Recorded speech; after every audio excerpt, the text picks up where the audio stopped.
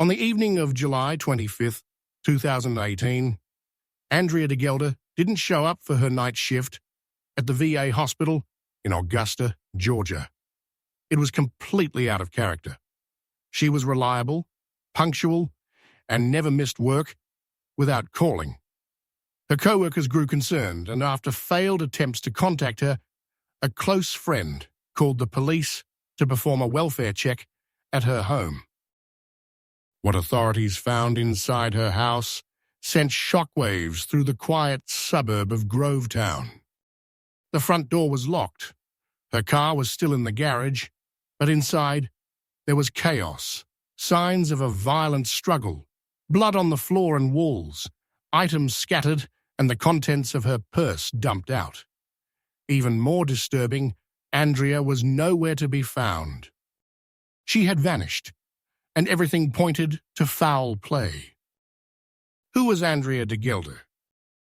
Andrya was a mother, a nurse, a researcher, and a survivor.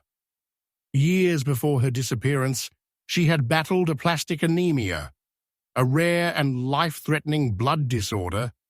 While pregnant with her son, she endured chemotherapy, radiation, and eventually a bone marrow transplant from her brother.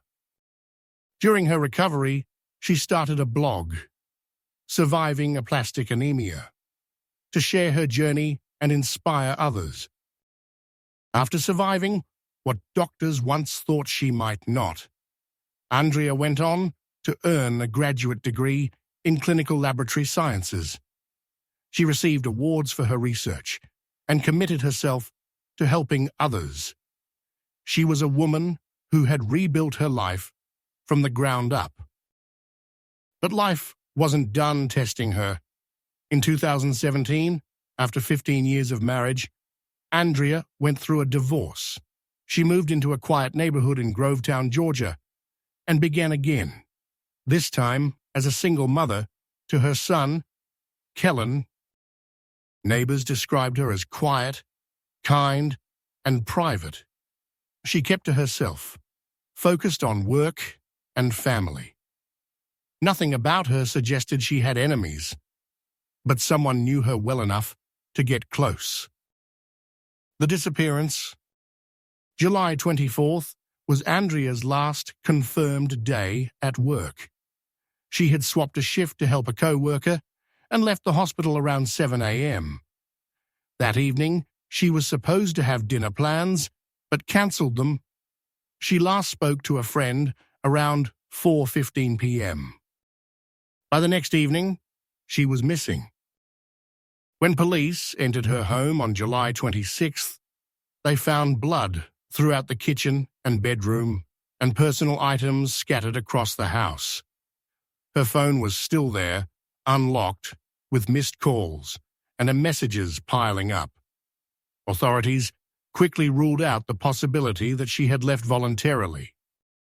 They believed Andrya had been abducted and that she knew her attacker. The search and discovery. As news spread, the community mobilized. Flyers were posted throughout Grovetown. Neighbors were shocked. This was a safe suburban area, mostly made up of military families. Just a few days later, on August 1st, police held a press conference. A body had been found. It was discovered in a recycling dumpster behind a shopping center, just a few miles from Andrya's home. Hidden from cameras, abandoned behind a pet store near a 24-hour Walmart, the remains had likely been there for days. The next day, Andrya was officially identified through fingerprints.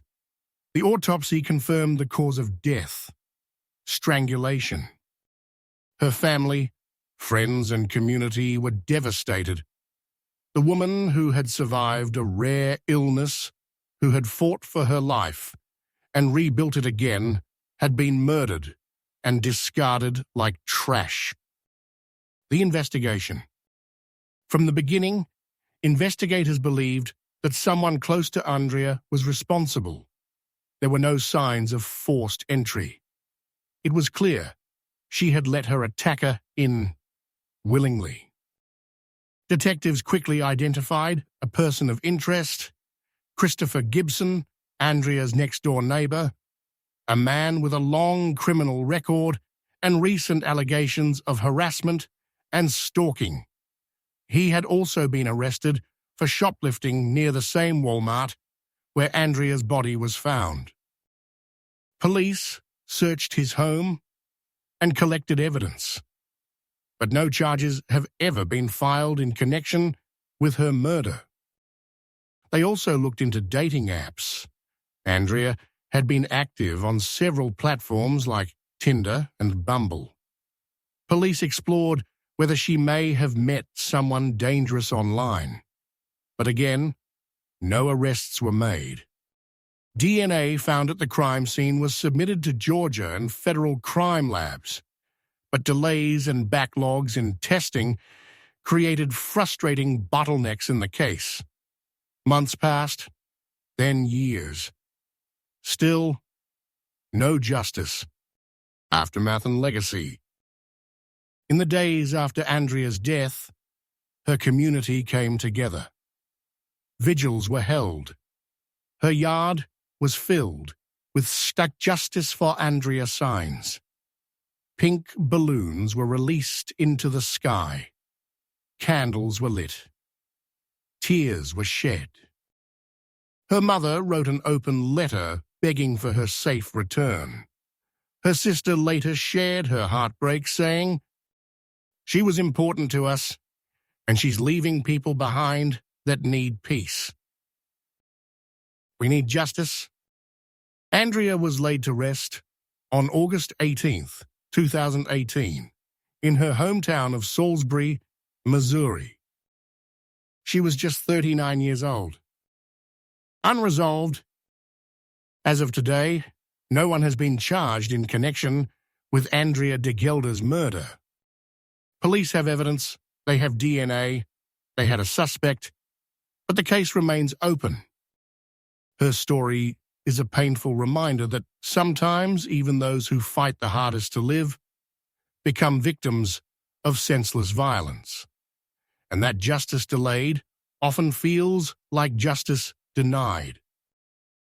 To this day, Andrea's friends and family continue to fight to keep her name alive, to demand answers, and to make sure her memory doesn't fade.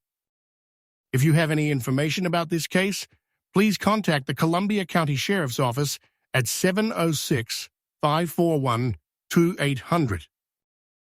Because, until someone is held accountable, the story of Andrya Pauline DeGhelder remains unresolved.